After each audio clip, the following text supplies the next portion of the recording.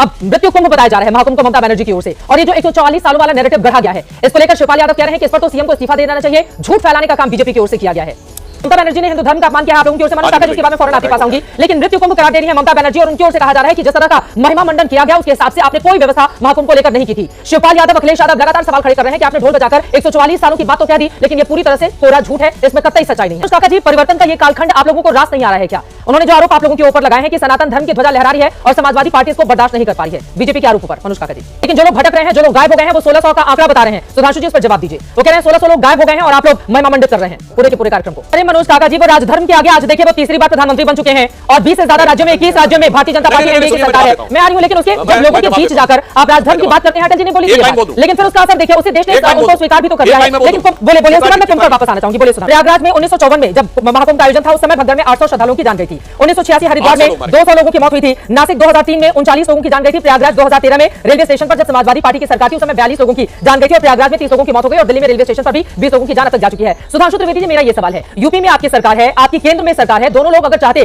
तो इन पुरानी गलतियों से सीख लेते हुए इस तरह के इंतजाम वहां पर होने चाहिए थे। आप कितने भी लोगों को बुलाएं, आप 100 करोड़ बुलाएं, आप 50 करोड़ जितने भी बुलाएं, लेकिन वहां पर इस तरह की सिचुएशन पैदा नहीं होनी चाहिए थी। अगर लोगों की जान गई है तो इसकी जिम्मेदारी और जवाबदेही तो तय करनी होगी ना। इससे मैं जवाब दे देती हूं। वो जो सवाल उठा रहे हैं उसमें क्या गलत है? वो कह रहे हैं कि सरकार को जो इंतजाम करने चाहिए थे वो इंतजाम नहीं किए गए, और वो इस बात का भी दावा कर रहे हैं कि अभी संगम में गंदा पानी, वहां पर सीवर का पानी देखा जा रहा है। सम्मान दिया है बीजेपी ने मुलायम सिंह यादव को। प्लीज सर, प्लीज, मुझे लग रहा है इस तरह की भाषा से थोड़ा, इस तरह की भाषा नहीं बोलनी है, इस तरह की भाषा नहीं बोलनी है। ऐसे बेशर्म आदमी को आराम से आप उनके ऊपर बोल लीजिए, मुलायम सिंह यादव जी को लेकर आने की क्या जरूरत है? अरे कैद की रिपोर्ट में तुम्हारा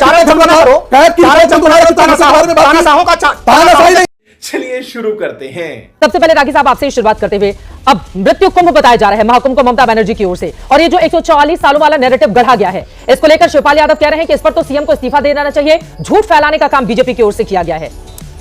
अभी बदत है भाई, अभी बदत है। ये चित्रा जी, मुझे लगता है कि कुंभ में 50 करोड़ के आसपास लोग आज के दिन तक स्नान कर चुके होंगे, और ये आप कह सकते हैं कि यूरोप के कई देशों के बराबर के लोग आज तक स्नान कर चुके हैं।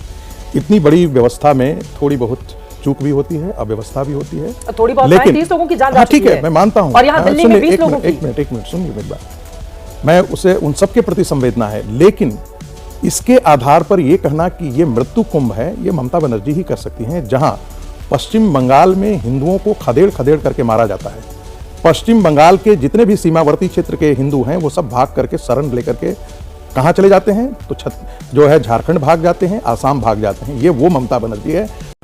ये बड़ी अच्छी बात कही आप। जहां पर इलेक्शन में सत्ता में आने के लिए कत्लेआम मचाया जाता है, ये वो लोग। महाकुंभ को लेकर सवाल पूछो तो फिर आप विधानसभा का चुनाव याद दिला रहे हैं। इसलिए चूंकि ये लोग, देखिए सवाल कौन उठा रहा है, जिस समाजवादी पार्टी ने कार सेवकों की हत्या करके सरजू का रक्त लाल कर दिया, जो समाजवादी पार्टी अतीक अहमद को के कुत्ते के साथ जो व्यवहार करती थी, वो एक आदमी के साथ व्यवहार उस ढंग से नहीं करती थी, वो पार्टी सवाल उठा रही है। मृत्यु कुंभ करार दे रही है ममता बनर्जी, और उनकी ओर से कहा जा रहा है कि जिस तरह का महिमा मंडन किया गया उसके हिसाब से आपने कोई व्यवस्था महाकुंभ को लेकर नहीं की थी। शिवपाल यादव, अखिलेश यादव लगातार सवाल खड़े कर रहे हैं कि आपने ढोल बजाकर 144 सालों की बात तो कह दी, लेकिन ये पूरी तरह से कोरा झूठ है, इसमें कतई सच्चाई नहीं है। सुधांशु त्रिवेदी जी, देखिए, वहां पर जिन भी लोगों की मृत्यु हुई वो एक दुखद विषय था, दुर्भाग्यपूर्ण घटना थी, परंतु उसके ऊपर दो प्रकार के विचार लोग समझ सकते हैं।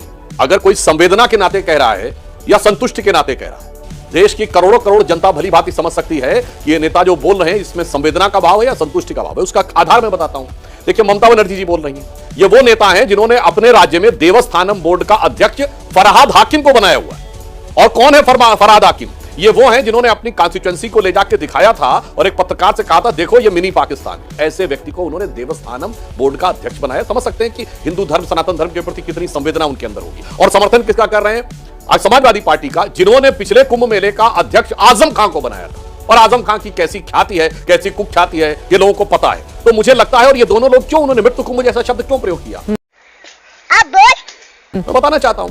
मैं सारे दर्शकों को याद दिलाना चाहता हूं, 2022 और 23 में इन्हीं के गठबंधन के दक्षिण भारत के सबसे बड़े सहयोगी तमिलनाडु के डीएमके में बाकायदा एक कॉन्फ्रेंस की थी, इरेडिकेशन ऑफ सनातन धर्म, यानी हिंदू धर्म का समूल नाश। और उसमें इतना ही नहीं कहा गया था बैक्टीरिया, वायरस, डेंगू, HIV, ये कहा गया था। और ये जिनका समर्थन कर रहे हैं, बिहार से लेकर उत्तर प्रदेश तक, कोई रामचरितमानस की प्रतियां फाड़ रहा था, तो कोई उसमें गाली गलौज की भाषा बोल रहा था, तो कोई जाने क्या क्या बोल रहा था। मनोज काका जी, परिवर्तन का ये कालखंड आप लोगों को रास नहीं आ रहा है क्या? उन्होंने जो आरोप आप लोगों के ऊपर लगाए हैं कि सनातन धर्म की ध्वजा लहरा रही है और समाजवादी पार्टी इसको बर्दाश्त नहीं कर पा रही है, बीजेपी के आरोपों पर अनुष्का का सुधांशु भाई ने कहा, एक शब्द इन्होंने कहा कि संवेदना और संतुष्टि। जो लोग, जिन 70 लोगों की, जिन 100 से ज्यादा लोगों की लाशें वहां से निकली और उसी दिन एक तरफ लाशें निकल रही थी, एक तरफ लोग अपने लोगों को खोज रहे थे और एक तरफ उत्तर प्रदेश के मुख्यमंत्री वहां फूल बरसवा रहे थे। तो इनसे मैं जानना चाहूंगा कि मृत्यु पर, किसी के शोकाकुल हो जाने पर, किसी के बेटा बिछड़ जाने पर, किसी के मां बिछड़ जाने पर, किसी के भाई बिछड़ जाने पर, उसकी बर्बर मौत हो जाने पर फूल छिड़कवाना कितना संवेदना है, और इस तरह की घृणित संवेदना सुधांशु जी आपने कहां से सीखी? हिंदू धर्म में तो उसी रामचरितमानस में कहा गया है कि जासु राज प्रिय प्रजा दुखारी, श्रो नृप अवश्य नरक अधिकारी। तो जिनके राज में जो उस कोई महाकुंभ का आयोजन 1980 से तो हो नहीं रहा, जब से भारतीय जनता पार्टी का निर्माण हुआ। महाकुंभ का आयोजन तो सदियों से है, सदियों से हो रहा है। हमारे लोगों ने कराया कहां, कैसे कैसे लोगों, समाजवादी पार्टी ने भी कराया। लेकिन जो लोग भटक रहे हैं, जो लोग गायब हो गए हैं, वो 1600 का आंकड़ा बता रहे हैं। सुधांशु जी उस पर जवाब दीजिए। वो कह रहे हैं 1600 लोग गायब हो गए हैं और आप लोग महिमा मंडित कर रहे हैं पूरे के पूरे कार्यक्रम को। पहले इन्होंने कहा कि पत्रकारों के लिए अखिलेश जी की सरकार में कुछ नहीं होता था, तो याद दिलाना चाहता हूं, शाहजहांपुर में एक पत्रकार ने केवल फेसबुक पे पोस्ट अगेंस्ट में लिख दी थी, आजम खान साहब के अगेंस्ट में, और उसके बाद वो जिंदा जल गए थे। उन्होंने पोस्ट पे लिख के गए थे कि हमारे लिए फला फला जिम्मेदार है, इसके बावजूद रत्ती भर कार्रवाई नहीं हुई थी। और मनोज जी को मैं याद दिला दूं, उत्तर प्रदेश के इतिहास में यदि अखबारों के कार्यालय पर किसी राजनीतिक दल के कार्यकर्ताओं ने हमला करके तोड़फोड़ किया है तो 1994 में लखनऊ में जागरण और अमर उजाला के अखबार के कार्यालयों पर मुलायम सिंह जी की सरकार के समय में, इसलिए कि सरकार के खिलाफ खबर छप गई थी। अब आता हूं जो आपने बातें कही, इस प्रकार का अतिरेक का आंकड़ा कि 1600 थे और ये थे। जनाब मैं याद दिलाना चाहता हूं, आपकी पार्टी वो पार्टी है जिसके नेता ने कहा था अयोध्या में सीधे गोली चलने पे कि मैंने 16 हिंदू मरवा दिए थे। 16 की संख्या मानी थी और वर्ड क्या बोला था, मैंने मरवा दिए थे।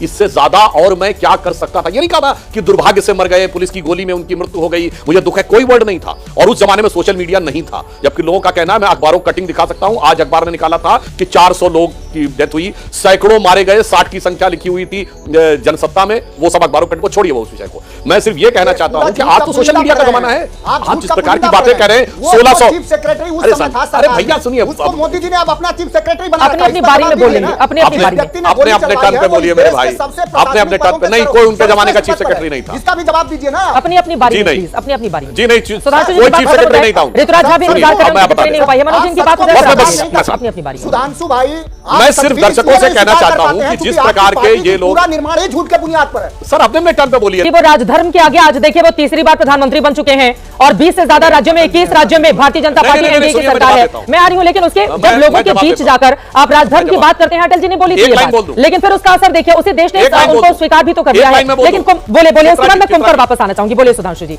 सुधांशु जी, लेकिन जो व्यवस्था लोगों को करनी चाहिए थी उसमें तो चूक हो गई ना। मनोज जी ने जो बोला है, मैं लाखों दर्शकों से कह रहा हूं, जाके चेक करिए, यही झूठ का कारोबार विपक्षी दल के लोग करते हैं।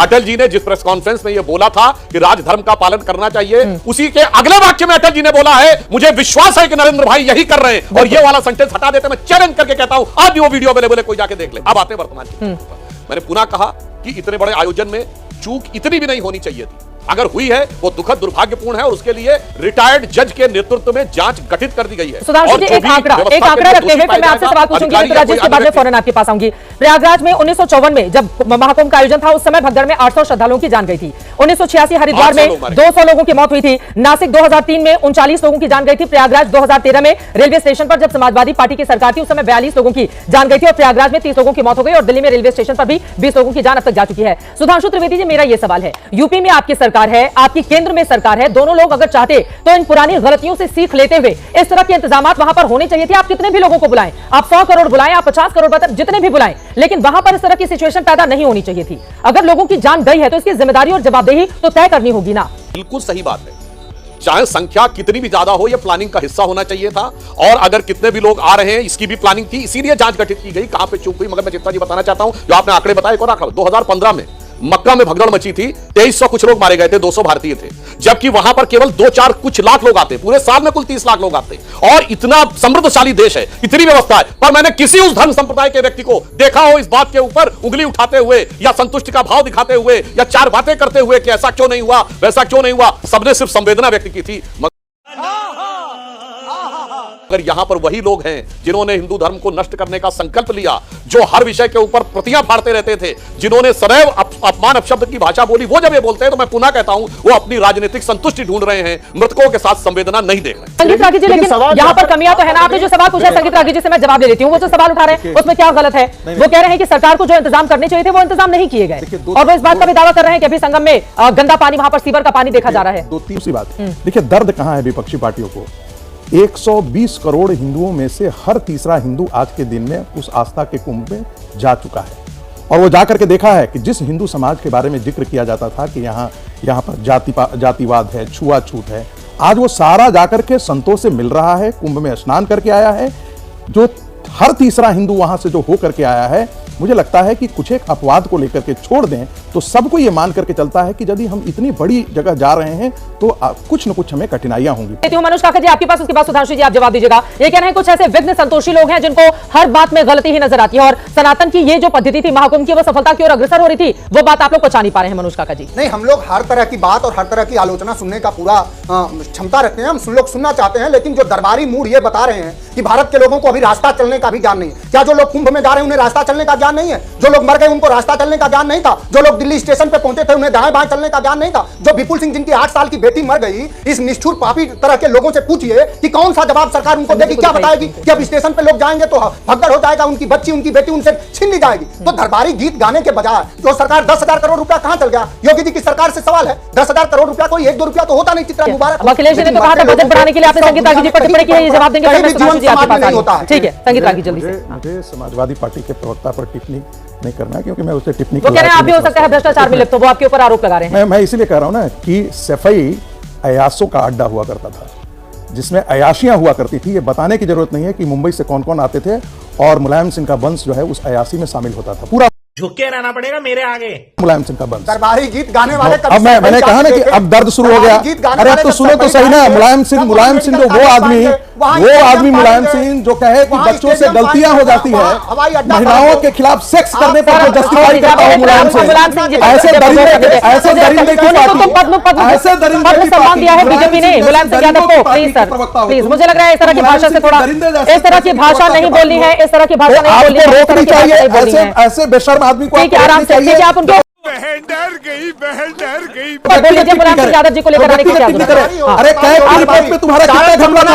कैद की रिपोर्ट में तुम्हारा कितना घमला बारे में बात की? तानाशाहों का तानाशाही नहीं, चाटुकार हो, क्योंकि तानाशाहों के चाटुकार हो, तुम्हारी कोई हैसियत नहीं है। चुप रह। मैंने कहा कि ये कौन सी भाषा है? सड़क पर डिबेट होने वाली है सर, टीवी स्क्रीन पर हो रहा है। दोनों लोग प्लीज सर, संगीत रागी जी प्लीज, ये टीवी स्क्रीन से हटाइए सर, आप सुधांशु जी को दिखाइए सर, सुधांशु जी को स्क्रीन पर दिखाइए। क्या बात कर रहे हैं संगीत रागी जी? अब मुलायम सिंह यादव जी है नहीं हमारे बीच में, उनको पद में सम्मान देने का काम बीजेपी की ओर से किया गया है। वो कई बार मुख्यमंत्री सर हो गए आप आपकी बात, मैं बिल्कुल सहमत नहीं हूँ, ये गलत बात है। अगर इस तरह की भाषा का अगर संगीत रागी जी आप इस्तेमाल करेंगे तो मैं बिल्कुल आपको स्क्रीन पर नहीं दिखाऊंगी।